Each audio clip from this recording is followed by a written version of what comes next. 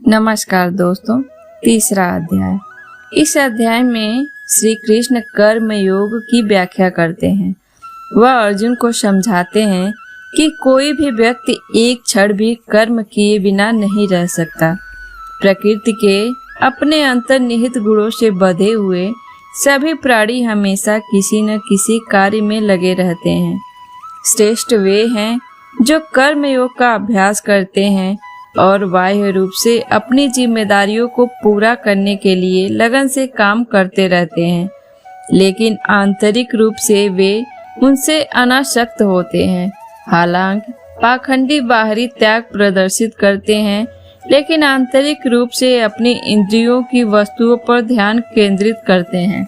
श्री कृष्ण कहते हैं कि सभी जीवित प्राणी ईश्वर की रचना का अभिन्न अंग है और उन्हें अपनी भूमिकाएं और जिम्मेदारियां निभानी है।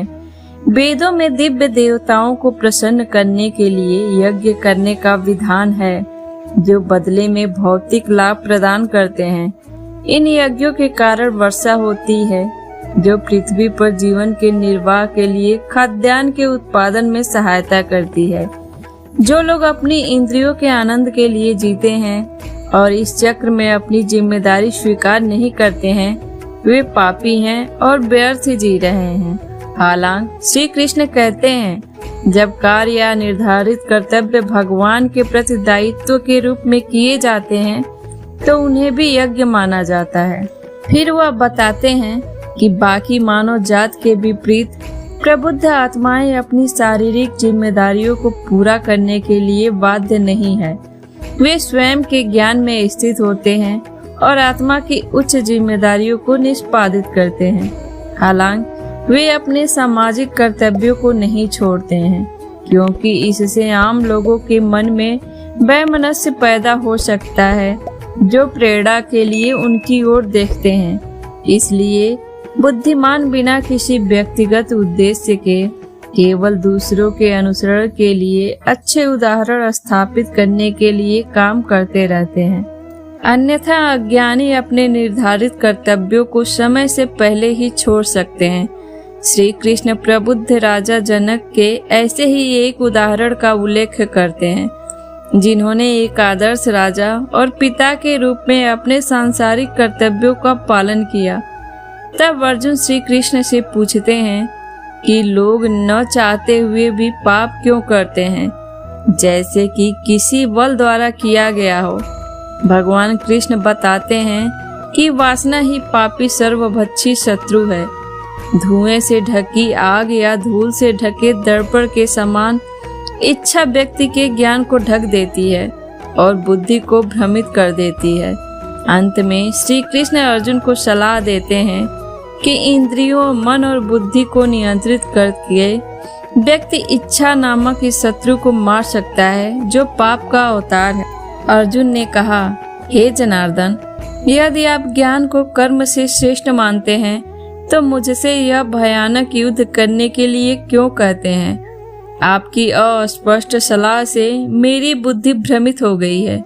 कृपया मुझे निर्णायक रूप से वह एक मार्ग बताएं जिससे मैं परम कल्याण प्राप्त कर सकूं।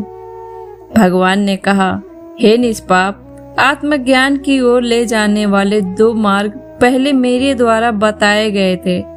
ज्ञान का मार्ग उन लोगों के लिए जो चिंतन की ओर झुकते हैं, और उन लोगों के लिए काम का मार्ग जो कर्म की ओर झुकते हैं। केवल कर्म से विरत रहने से कोई कर्म फलों से मुक्ति नहीं पा सकता, न ही केवल शारीरिक त्याग से कोई ज्ञान की पूर्णता प्राप्त कर सकता है। ऐसा कोई नहीं है जो एक क्षण भी कर्म किए बिना न रह सके। दरअसल सभी प्राणी भौतिक प्रकृति से पैदा हुए अपने गुणों के आधार पर कार्य करने के लिए मजबूर हैं। जो लोग कर्म की बाहरी इंद्रियों को रोकते हैं, जबकि मन में इंद्रिय विषयों पर ध्यान केंद्रित करते रहते हैं, वे निश्चित रूप से खुद को धोखा देते हैं और पाखंडी कहलाते हैं। लेकिन हे अर्जुन, जो कर्मयोगी अपनी ज्ञान इंद्रियों को मन से नियंत्रित करते हैं और कर्म इंद्रियों को बिना आसक्ति के काम में लगाते हैं, वे निश्चित रूप से श्रेष्ठ हैं। इस प्रकार तुम्हें अपने निर्धारित वैदिक कर्तव्यों का पालन करना चाहिए, क्योंकि कर्म निष्क्रियता से श्रेष्ठ है। क्रियाकलाप बंद करने से आपका शारीरिक निर्वाह भी संभव नहीं हो सकेगा। कार्य को परमेश्वर के लिए यज्ञ के रूप में किया जाना चाहिए, अन्यथा काम इस भौतिक संसार के बंधन का कारण बनता है। इसीलिए हे कुंती पुत्र, भगवान की संतुष्टि के लिए परिणामों से आसक्त हुए बिना अपने निर्धारित कर्तव्यों का पालन करो। श्री कृष्ण कहते हैं, सृष्टि की शुरुआत में ब्रह्मा ने कर्तव्यों के साथ साथ मानव जाति का निर्माण किया और कहा, इन यज्ञों के प्रदर्शन में समृद्ध हो, क्योंकि वे तुम्हें वह सब प्रदान करेंगे जो तुम प्राप्त करना चाहते हो। आपके बलिदानों से दिव्य देवता प्रसन्न होंगे और मनुष्यों और दिव्य देवताओं के बीच सहयोग से सभी के लिए महान समृद्धि का राज होगा। यज्ञ से प्रसन्न होकर दिव्य देवता तुम्हें जीवन की सभी इच्छित वस्तुएं प्रदान करेंगे, परंतु जो लोग बदले में भेंट चढ़ाए बिना दी हुई वस्तु का आनंद लेते हैं, वे सचमुच चोर हैं। आध्यात्मिक विचारधारा वाले जो सबसे पहले बलिदान में चढ़ाया गया भोजन खाते हैं, वे सभी प्रकार के पापों से मुक्त हो जाते हैं। दूसरे जो अपने आनंद के लिए भोजन पकाते हैं, वे वास्तव में पाप ही खाते हैं। सभी जीवित प्राणी भोजन पर निर्भर है और भोजन वर्षा से उत्पन्न होता है। यज्ञ करने से वर्षा होती है और यज्ञ निर्धारित कर्तव्य करने से होता है। वेदों में मनुष्य के कर्तव्यों का वर्णन किया गया है और वेद स्वयं ईश्वर द्वारा प्रकट किए गए हैं। इसीलिए सर्वव्यापी भगवान यज्ञ के कार्यों में सदैव मौजूद रहते हैं। हे पार्थ, जो लोग वेदों द्वारा स्थापित यज्ञ के चक्र में अपनी जिम्मेदारी स्वीकार नहीं करते हैं, वे पापी हैं। वे केवल अपनी इंद्रियों के आनंद के लिए जीते हैं। सचमुच उनका जीवन व्यर्थ है। लेकिन जो स्वयं में आनंदित है, जो प्रकाशित है और स्वयं में पूर्ण संतुष्ट है, उनके लिए कोई कर्तव्य नहीं है। ऐसी आत्म साक्षात्कारी आत्माओं को अपने कर्तव्यों के निर्वहन या त्याग में न तो कुछ हासिल करना है और न ही कुछ खोना है, न ही उन्हें अपने स्वार्थ की पूर्ति के लिए अन्य प्राणियों पर निर्भर रहने की आवश्यकता है। इसलिए आसक्ति को त्याग कर कर्तव्य समझकर कर्म करो, क्योंकि फल की आसक्त हुए बिना कर्म करने से ही मनुष्य को परमात्मा की प्राप्ति होती है। अपने निर्धारित कर्तव्यों का पालन करके राजा जनक और अन्य लोगों ने सिद्धि प्राप्त की। आपको दुनिया की भलाई के लिए एक उदाहरण स्थापित करने के लिए अपने कर्तव्यों का पालन भी करना चाहिए। महान व्यक्ति जो कार्य करते हैं, सामान्य लोग उसका अनुसरण करते हैं। वे जो भी मानक तय करते हैं, पूरी दुनिया उसका अनुसरण करती है। हे पार्थ, तीनों लोकों में मेरा कोई कर्तव्य नहीं है और न ही मुझे कुछ पाना या प्राप्त करना है। फिर भी मैं निर्धारित कर्तव्यों में लगा हुआ हूँ। यदि मैं सावधानी से निर्धारित कर्तव्यों का पालन नहीं करता, तो हे पार्थ, सभी लोग सभी प्रकार के मेरे मार्ग का अनुसरण करते। यदि मैं निर्धारित कर्म करना बंद कर दूं, तो ये सभी लोग नष्ट हो जाएंगे। मैं उस अराजकता के लिए जिम्मेदार होऊंगा जो व्याप्त होगी और इस प्रकार मानव जाति की शांति को नष्ट कर देगी। हे भारत के वंशज, जैसे अज्ञानी लोग परिणाम की आसक्ति के साथ अपने कर्तव्यों का पालन करते हैं, वैसे ही बुद्धिमान लोगों को सही रास्ते पर ले जाने के लिए आसक्ति के बिना कार्य करना चाहिए। बुद्धिमानों को सकाम कर्मों में आसक्त अज्ञानी लोगों को कर्म बंद करवाकर उनकी बुद्धि में कलह उत्पन्न नहीं करनी चाहिए, बल्कि उन्हें ज्ञान पूर्वक अपने कर्तव्यों का पालन करते हुए अज्ञानियों को भी उनके निर्धारित कर्तव्यों का पालन करने के लिए प्रेरित करना चाहिए। सभी गतिविधियां भौतिक प्रकृति के 3 गुणों द्वारा संचालित होती है, लेकिन अज्ञानता में आत्मा शरीर के साथ गलत पहचान से भ्रमित होकर स्वयं को कर्ता मानती है। हे महाबाहु अर्जुन, प्रबुद्ध व्यक्ति आत्मा को गुण और कर्म से भिन्न पहचानते हैं। वे समझते हैं कि यह केवल गुण इंद्रियों, मन और अन्य के आकार हैं, जो गुणों के बीच धारणा की वस्तुओं के आकार में घूमते हैं और इस प्रकार वे उनमें नहीं उलझते हैं। जो लोग गुणों के प्रभाव से भ्रमित हो जाते हैं, वे अपने कर्मों के फल में आसक्त हो जाते हैं, लेकिन जो बुद्धिमान इन सत्यों को समझते हैं, उन्हें ऐसे अज्ञानी लोगों को परेशान नहीं करना चाहिए जो बहुत कम जानते हैं। सभी कर्मों को मेरे लिए अर्पण करके करते हुए मुझ में सर्वोच्च रूप से निरंतर ध्यान करो। इच्छा और स्वार्थ से मुक्त हो जाओ और अपने मानसिक दुख को दूर करके युद्ध करो। श्री कृष्ण कहते हैं, जो लोग गहरी आस्था और ईश्वर से मुक्त होकर मेरी इन शिक्षाओं का पालन करते हैं, वे कर्म के बंधन से मुक्त हो जाते हैं। परंतु जो लोग मेरी शिक्षाओं में दोष निकालते हैं, वे ज्ञान से रहित और विवेक से रहित होकर इन सिद्धांतों की अवहेलना करते हैं और अपना विनाश करते हैं। यहाँ तक कि बुद्धिमान लोग भी अपने स्वभाव के अनुसार कार्य करते हैं, क्योंकि सभी जीवित प्राणी अपनी प्राकृतिक प्रवृत्ति से प्रेरित होते हैं। दमन से किसी को क्या हासिल होगा? इंद्रियां स्वाभाविक रूप से इंद्रिय विषयों के प्रति राग और द्वेष का अनुभव करती हैं, लेकिन उनके द्वारा नियंत्रित नहीं होती हैं, क्योंकि वे मार्गपरत और शत्रु हैं। अपने स्वाभाविक निर्धारित कर्तव्य का पालन करना, चाहे वह दोषों से भरा हो, दूसरे के निर्धारित कर्तव्य को पूर्णता से करने की तुलना में कहीं बेहतर है। वास्तव में किसी दूसरे के रास्ते पर चलने की अपेक्षा अपने कर्तव्य का पालन करते हुए मर जाना बेहतर है, जो खतरे से भरा है। अर्जुन ने पूछा, हे कृष्ण, किसी व्यक्ति को न चाहते हुए भी मानो बलपूर्वक पाप कर्म करने के लिए प्रेरित क्यों किया जाता है? भगवान ने कहा, यह एकमात्र वासना है जो रजोगुण के संपर्क से पैदा होती है और बाद में क्रोध में बदल जाती है। इसे संसार में पापी सर्ववक्षी शत्रु जानो। जिस प्रकार आग धुएं से, दर्पण धूल से और भ्रूण गर्भ से ढका रहता है, उसी प्रकार व्यक्ति का ज्ञान इच्छा से ढका रहता है। सबसे समझदार का ज्ञान भी इस अतृप्त इच्छा रूपी शाश्वत शत्रु से ढक जाता है, जो कभी संतुष्ट नहीं होता और आग की तरह जलता रहता है। हे कुंती के पुत्र, इंद्रियां, मन और बुद्धि को इच्छा का प्रजनन आधार कहा जाता है।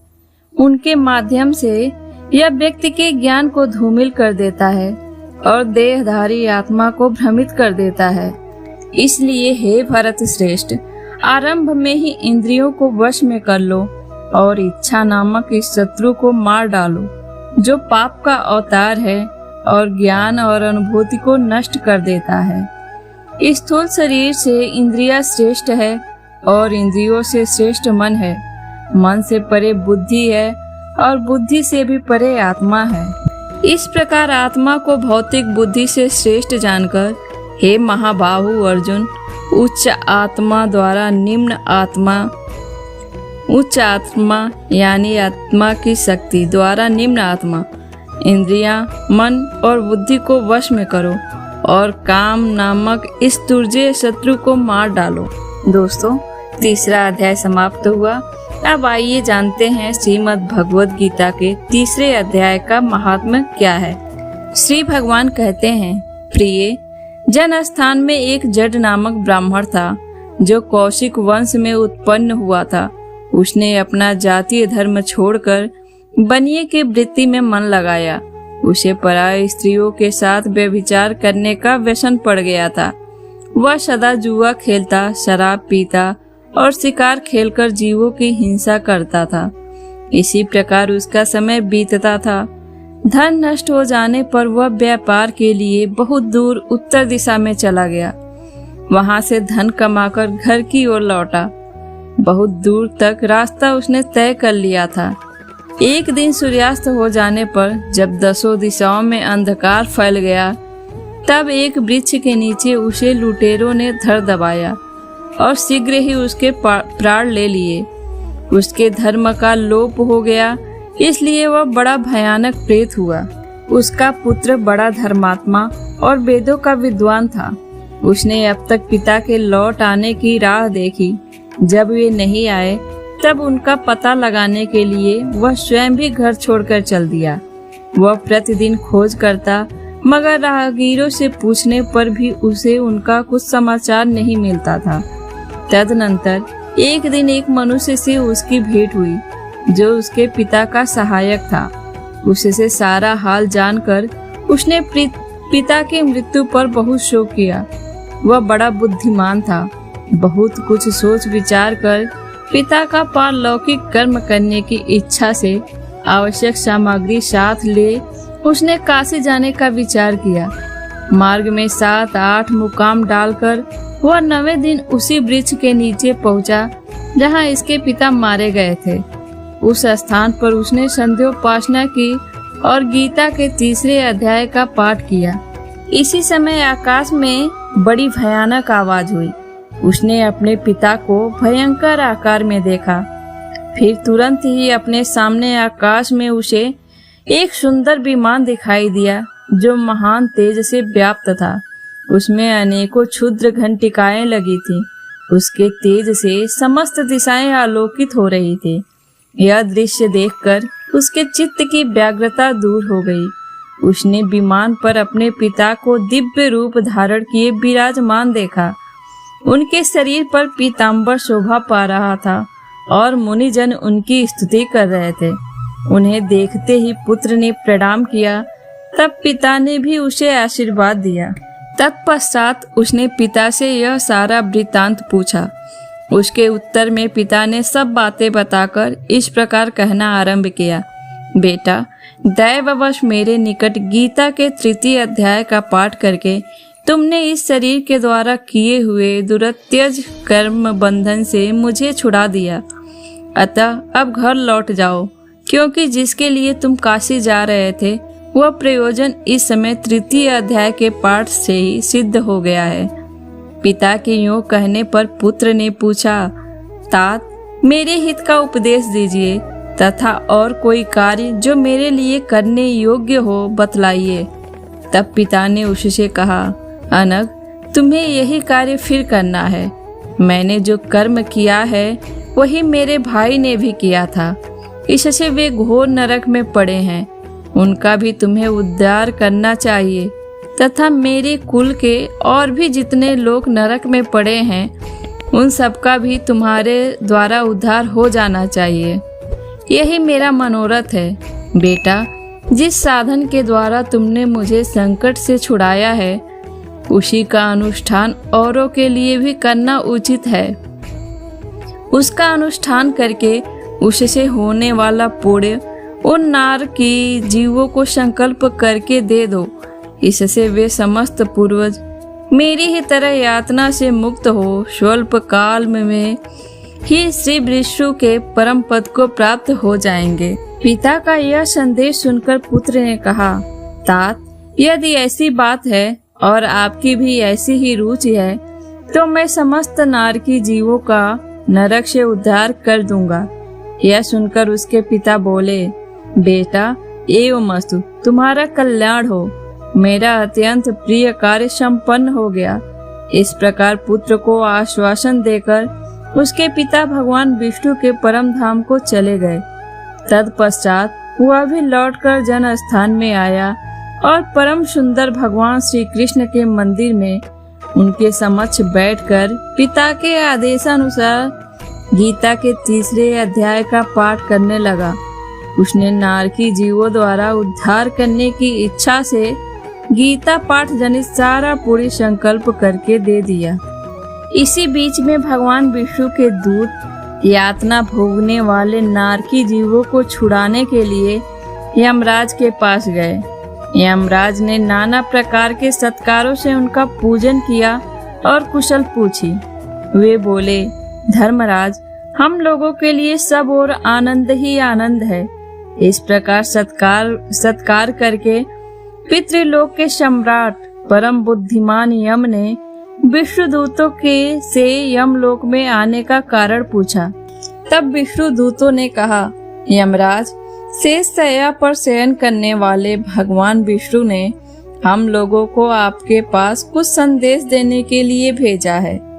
भगवान हम लोगों के मुख से आपकी कुशल पूछते हैं और यह आज्ञा देते हैं कि आप नरक में पड़े हुए समस्त प्राणियों को छोड़ दें। अमित तेजस्वी भगवान विष्णु का यह आदेश सुनकर यम ने मस्तक झुकाकर उसे स्वीकार किया और मन ही मन कुछ सोचा। तत्पश्चात मदोन्मत्त नारकी जीवों को नरक से मुक्त देखकर उनके साथ ही वे भगवान विष्णु के वास स्थान को चले। यमराज श्रेष्ठ विमान के द्वारा जहाँ क्षीर सागर है वहाँ जा पहुँचे। उसके भीतर कोटि कोटि सूर्यों के समान कांतिमान नील कमल दल के समान श्याम सुंदर लोकनाथ जगत गुरु श्री हरि का उन्होंने दर्शन किया। भगवान का तेज उनकी सैया बने हुए शेषनाग के फड़ों की मड़ियों के प्रकाश से दुगना हो रहा था। वे आनंद युक्त दिखाई दे रहे थे। उनका हृदय प्रसन्नता से परिपूर्ण था। भगवती लक्ष्मी अपनी सरल चितवन से प्रेम पूर्वक उन्हें बार बार निहार रही थी। चारों ओर योगी जन भगवान की सेवा में खड़े थे। उन योगियों की आंखों के तारे ध्यानस्थ होने के कारण निश्चल प्रतीत होते थे। देवराज इंद्र अपने विरोधियों को परास्त करने के उद्देश्य से भगवान की स्तुति कर रहे थे। ब्रह्मा जी के मुख से निकले हुए वेदांत वाक्य मूर्तिमान होकर भगवान के गुणों का गान कर रहे थे। भगवान पूर्णतः संतुष्ट होने के साथ ही समस्त योनियों की ओर से उदासीन प्रतीत होते थे। जीवों में से जिन्होंने योग साधन के द्वारा अधिक पुण्य संचय किया था, उन सबको एक ही साथ वे कृपा दृष्टि से निहार रहे थे। भगवान अपने स्वरूप भूत अखिल चराचर जगत को आनंदपूर्ण दृष्टि से आमोदित कर रहे थे। शेषनाग की प्रभा से उद्भासित एवं सर्वत्र व्यापक दिव्य विग्रह धारण किए नील कमल के सदृश श्याम वर्ण वाले श्री हरि ऐसे जान पड़ते थे मानो चांदनी से घिरा हुआ आकाश सुशोभित हो रहा हो। इस प्रकार भगवान की झांकी करके यमराज अपनी विशाल बुद्धि के द्वारा उनकी स्तुति करने लगे। यमराज बोले, संपूर्ण जगत का निर्माण करने वाले परमेश्वर, आपका अंतःकरण अत्यंत निर्मल है। आपके मुख से ही वेदों का प्रादुर्भाव हुआ है। आप ही विश्व स्वरूप और इसके विधायक ब्रह्मा हैं। आपको नमस्कार है। अपने बल और वेग के कारण जो अत्यंत दुर्धर्ष प्रतीत होते हैं, ऐसे दानवेंद्रों का अभिमान चूर्ण करने वाले भगवान विष्णु को नमस्कार है। पालन के समय सत्वमय शरीर धारण करने वाले विश्व के आधारभूत सर्वव्यापी श्री हरि को नमस्कार है। समस्त देहधारियों की पातक राशियों को दूर करने वाले परमात्मा को प्रणाम है। जिनके ललाटवर्ती नेत्र के तनिक सा खुलने पर भी आग की लपटें निकलने लगती हैं, उन रुद्र रूपधारी आप परमेश्वर को नमस्कार है।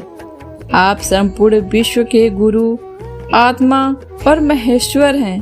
अतः समस्त वैष्णव जनों को संकट से मुक्त करने के उन पर अनुग्रह करते हैं। आप माया से विस्तार को प्राप्त हुए अखिल विश्व में व्याप्त होकर भी कभी माया अथवा उससे उत्पन्न होने वाले गुणों से मोहित नहीं होते। माया तथा माया जनित गुणों के बीच में स्थित होने पर भी आप पर उनमें से किसी का प्रभाव नहीं पड़ता।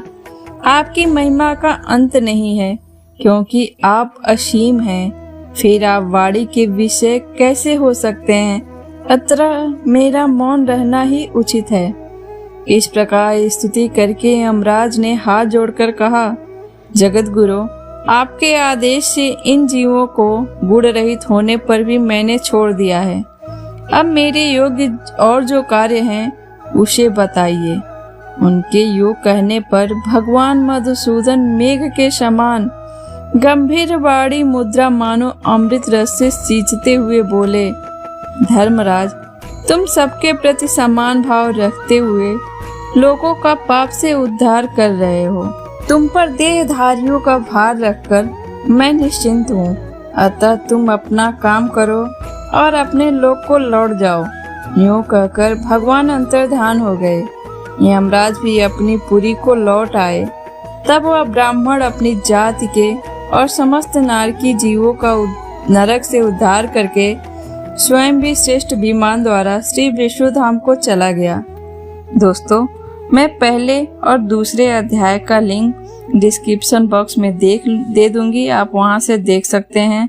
दोस्तों, अगर मेरा वीडियो आपको अच्छा लगे तो लाइक करें और ज़्यादा से ज़्यादा शेयर करें, और पसंद आए तो मेरे चैनल को सब्सक्राइब करके बेल आइकन प्रेस कर लें ताकि आपको उसका नोटिफिकेशन मिलता रहे।